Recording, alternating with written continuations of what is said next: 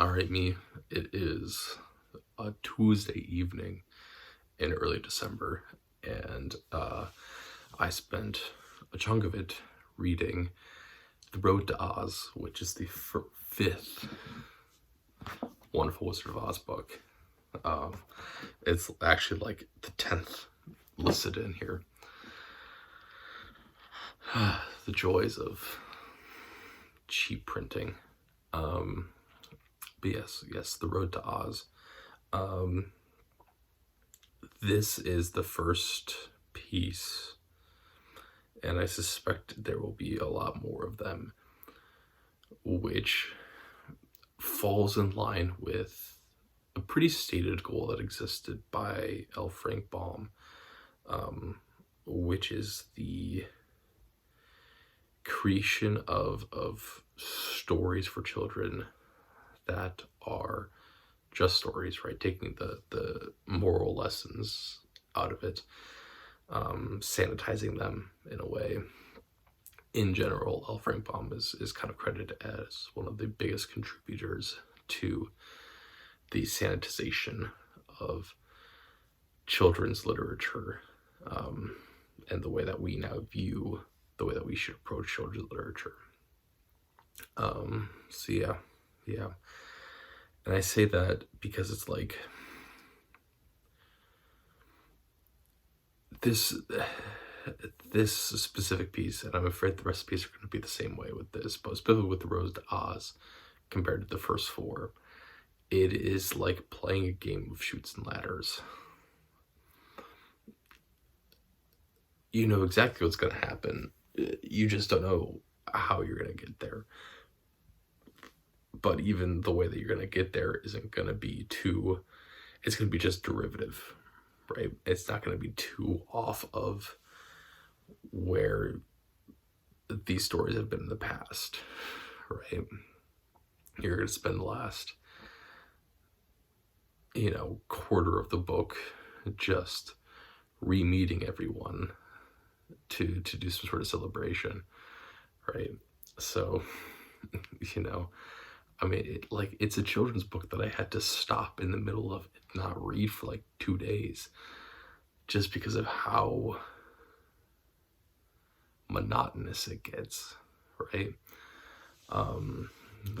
So we'll see how long it actually takes me to read the entire all 14 books of this, because it's starting to feel like a slog, even though they are children's books, right? I'm thinking, I could be doing a lot else with my time right now rather than reading the same story for the 5th time. But yeah.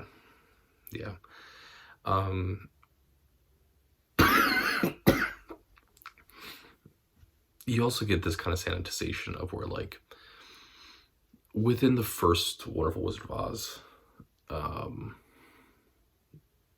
there is like this, there's these moral lessons that aren't explicitly told to you, right? But like, and I mentioned it when I was talking about the book of like, one of the big things that you kind of pull out from this is like, all these characters had these traits that they were looking for. The lion had courage, the scarecrow had brains, the Tin Man had a heart, but because there wasn't a physical reminder of it, they never acted on it, or they felt like they didn't have it, right? But that's never explicitly mentioned in the book. It's something that you just kind of have to read and understand.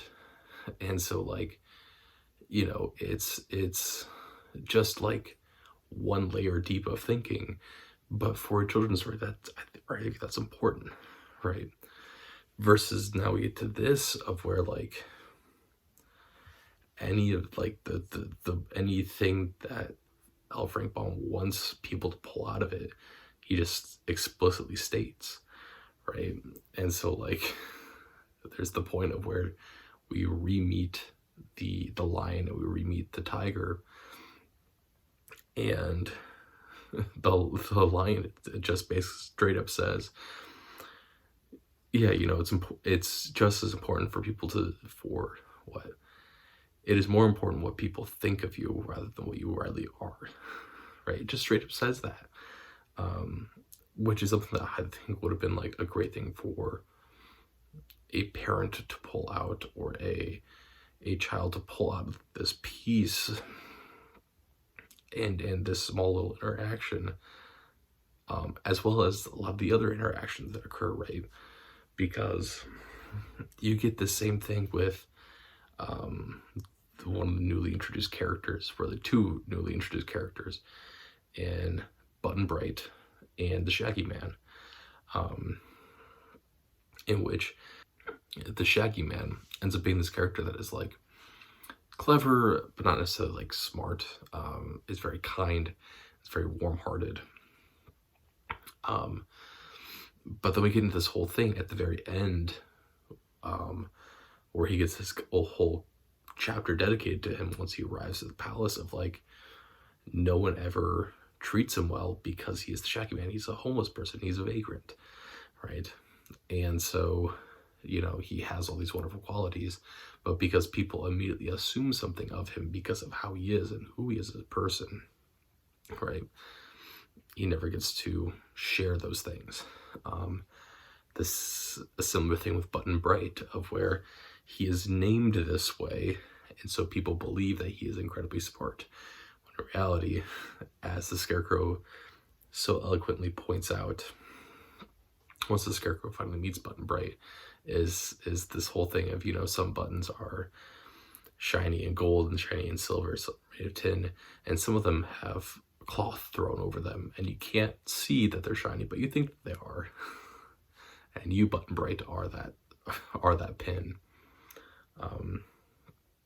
So yeah, right. It's a everyone thinks that Button Bright is an intelligent being because, well, it's his name. His name is to be bright. But in reality, all he says is, I don't know. And a lot of times when he says don't know, other people infer or expect that he's saying something much more intriguing or much more smarter than he actually is, right? So yeah, that's a whole ordeal.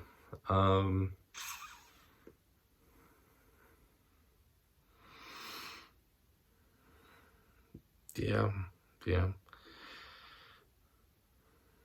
I don't know. I think that's it. I think that's it for this piece. Yeah. I think it is going to become a slog at this point, unfortunately. But it is what it is. That is The Road to Oz by L. Frank Baum.